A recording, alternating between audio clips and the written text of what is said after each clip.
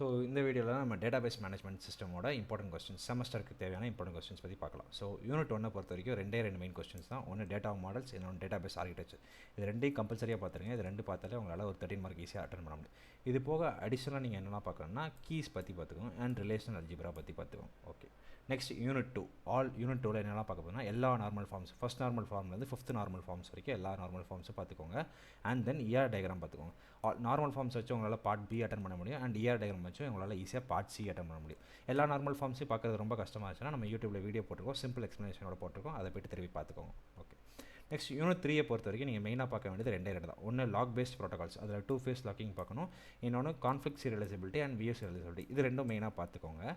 இது பார்த்துட்டு நெக்ஸ்ட் அடிஷ்னலாக தேவைப்படுச்சுன்னா நீங்கள் வந்து concurrency control, acid properties and recovery algorithm இதெல்லாம் நீங்கள் அடிஷ்னலாக பார்த்துக்கலாம் யூனிட் 3 பொறுத்த வரைக்கும்.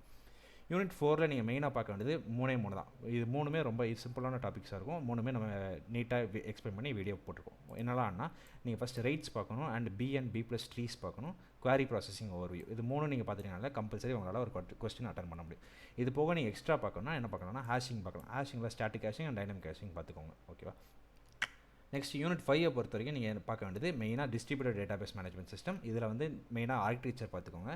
அது போக நீங்கள் எக்ஸ்ட்ரா பார்க்க வேண்டியது மெயினாக பார்க்க வேண்டியது இந்த access and role based controls மெயினாக பார்த்துக்கோங்க. இது போக அடிஷ்னலாக நீங்கள் வந்து என்ன பண்ணலாம்னா NoSQL பார்த்துக்கலாம். Okay, thank you.